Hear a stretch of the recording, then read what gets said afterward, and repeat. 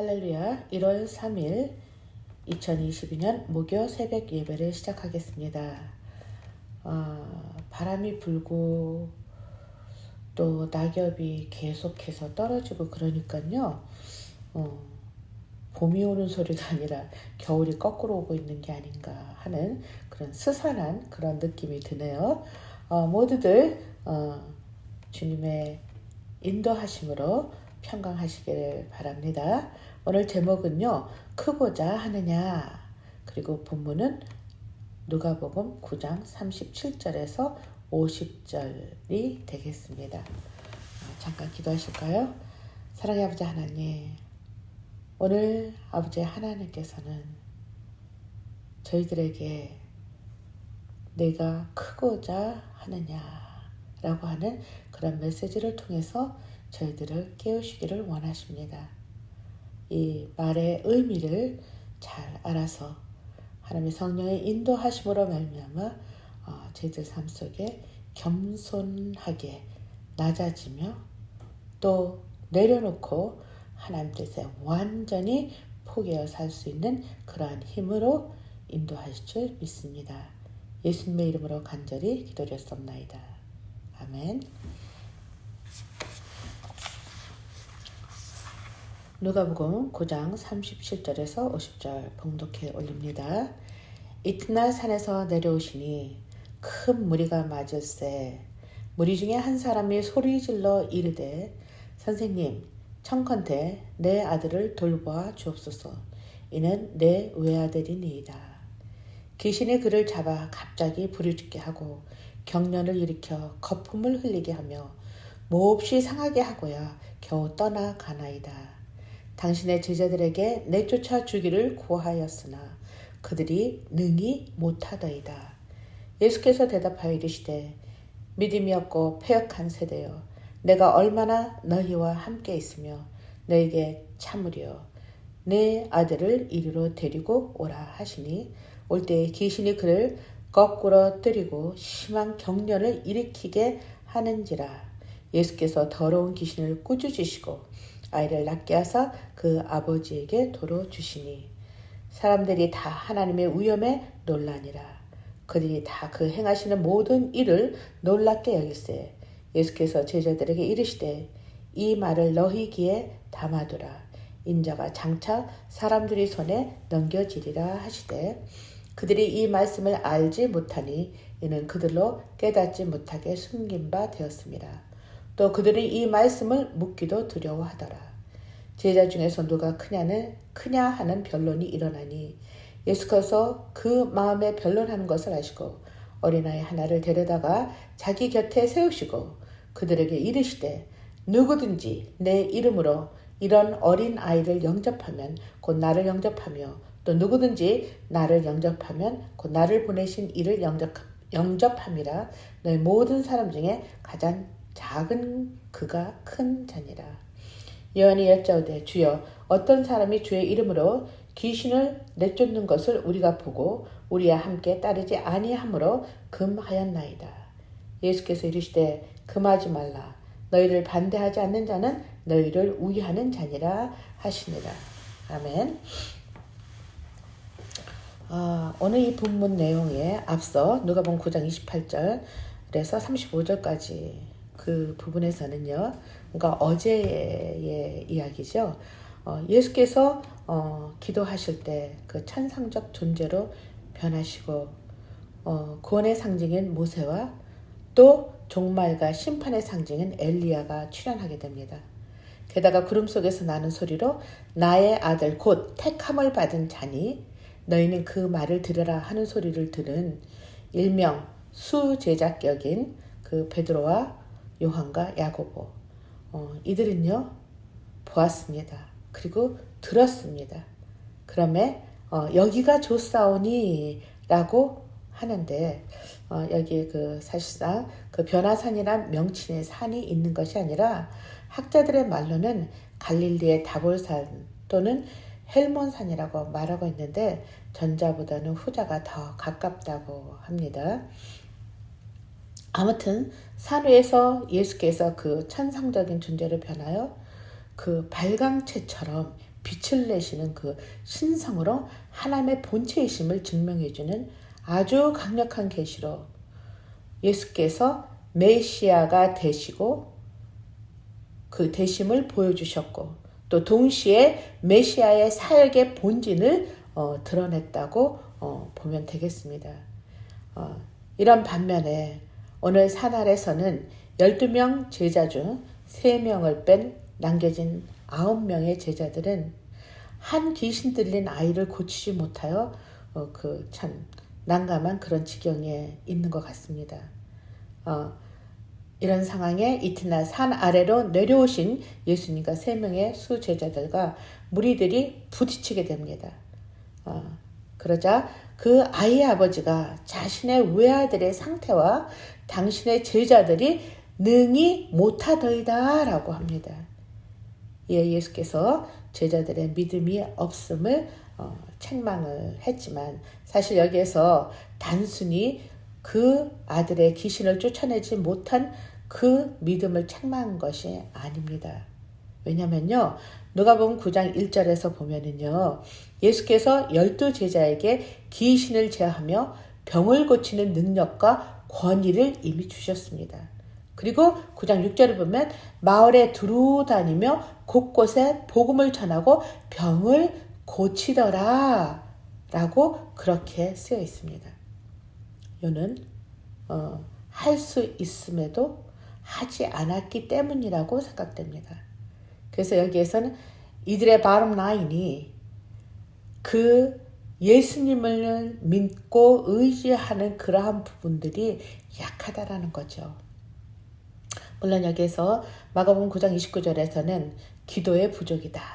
또 마태복음 17장 18절에는 믿음이 적은 까닭이라 하고 또 더 나아가 원문에는 기도와 금식 외에는 이런 종류가 나갈 수 없다고까지 말씀을 하십니다. 그래서 여기에 기도의 기도하면 우리가 제일 먼저 생각하는 것이 얼만큼, 며칠 동안, 몇 시간 동안, 즉 얘기해서 길이를 논하게 되죠. 근데 그 길이를 논한다면 에베소 6장 18절에 뭐라고 얘기하고 있습니까? 무시로 성령 안에서 기도하라고. 즉 얘기해서 수시로 하나님과 교제와 교통함을 뜻하는 것이죠.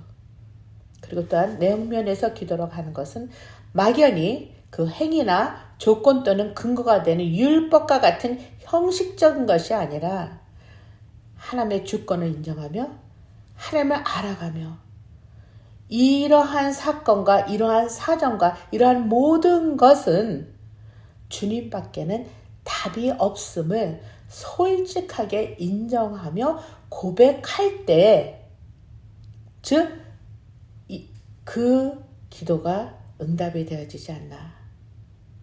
즉 얘기해서 그렇게 고백하는 것이라고 이렇게 말할 수 있겠습니다. 이렇게 볼 때 제자들은 그 예수님의 최종 목적지가 십자가의 순환인 것을 이해하지도 못했어요. 그렇죠? 왜냐? 그러기에 저희들끼리 누가 크냐고 논쟁이 일어난 것입니다. 즉 예수님의 말씀 또는 하나님 나라 일에 관해서는 전혀 관심을 두지 않고 오로지 현실의 세계 안에서 예수께서 정치적인 메시아로 등극하게 된 이후 그때 서로 높은 자리를 차지하기 위한 생각으로 가득 찼던 것입니다. 이에 예수께서 9장 48절에 얘기하십니다. 누구든지 내 이름으로 이런 어린이를 영접하면 곧 나를 영접함이요 라고 얘기를 하고 있습니다. 이게 무슨 말입니까? 여기에서 어린아이라고 하면은 그 어린아이의 속성을 진짜 설명을 해보면 순수하다. 그리고 아주 순박하다. 그리고 의존적이다. 그리고 무엇인지 가르치면 가르친 대로 쏙쏙 받아들이는 그 스폰지와 같은 수용성이 좋다라고 하는 그런 뜻에서 어린아이라는 것은 아니라고 생각합니다. 왜냐하면 당시 사회적 통념을 보면 여자와 어린이는 그 호구 조사에서도 그 숫자에 첨가되지 않았습니다. 특히 특히 어린이는요, 천하고 무가치한 존재로 반인간적 취급과 어린아이의 생명조차도 부모의 선택에 딸려 있듯이 참으로 인격적인 존중을 받지 못했고 아주 낮고 찬한 존재로 취급을 당했습니다. 따라서 진정으로 크다는 것은 높은 자리를 차지하는 것이 아니라 오히려 예수께서는 자신과 어린아이를 동격의 위치에 놓고 계십니다. 그리고 또한 거기에서 예수님께서 말씀하시면 뭐냐면 나를 믿는 것이 나를 보내신 이를 믿는다고. 즉 그런 이야기에서 예수님과 어린아이와 하나님을 동격으로 보고 있다라고 하는 것이 맞지 않겠습니까? 즉 인간의 눈에 천하고 보잘것 없는 자일지라도 존중하며 영접하여 겸손히 섬겨야 한다고 반론을 하고 계시다고 봅니다. 한편 제자들은 자신들처럼 예수께서 불러 선별된 제자가 아니면서 주의 이름으로 권능을 행하는 자를 아주 못마땅하게 생각을 했어요. 그리고 아주 배타적이고 독선적인 시각으로 그들의 행위를 금지시켰다고 예수님 앞에 떳떳이 얘기를 합니다.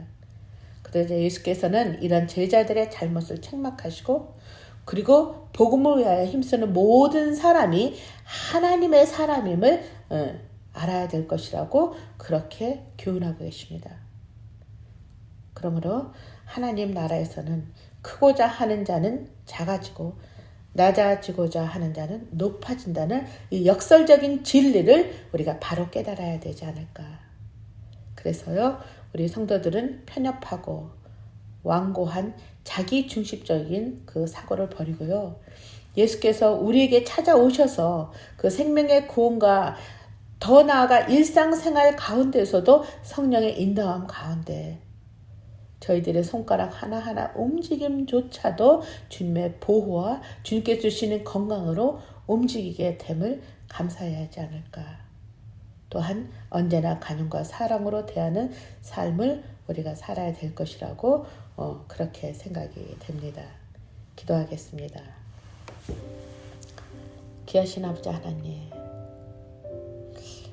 우리 사람들은 언제나 자기 중심 안에 자기의 모든 일들이 해결되며 남보다 우뚝 서고자 하는 그러한 그 죄성이라고 할까요? 누구나 다 있는 것 같습니다. 그런데 오늘 하나님께서는, 예수님께서는 그렇게 이야기를 하고 있지 않고 계십니다. 보잘것없고 천하고 낮고 어렵고 너희들이 보기에 미천한 그러한 사람들,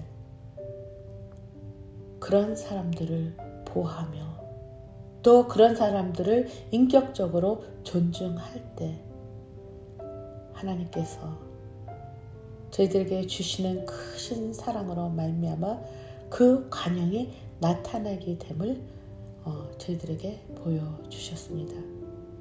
그러므로 오늘 이 시간 저희들 자신들이 더 커가는 것이 아니라 주님 앞에 더 낮아질 수 있는 그 겸손의 자세로 한없이 주님과 교제하며 또 주님을 사랑한다고 고백하며 또 모든 일에 있어서 당신이 저희들을 도와주시지 아니하시면 저는 단 한마디도 할 수 없음을 주님 앞에 고백하는 그러한 시간이 되었으면 참 좋겠습니다. 주님 감사합니다. 우리 주 예수님의 이름으로 간절히 기도드렸습니다. 아멘. 이제는 우리를 구원해 주신 예수님의 은혜와 하나님의 그 한없는 그 사랑과 성령의 교통하심으로 저희들의 마음에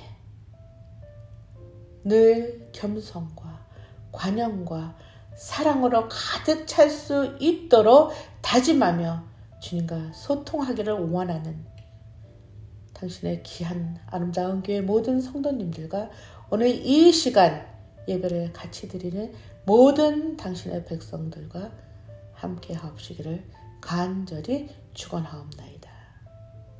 아멘.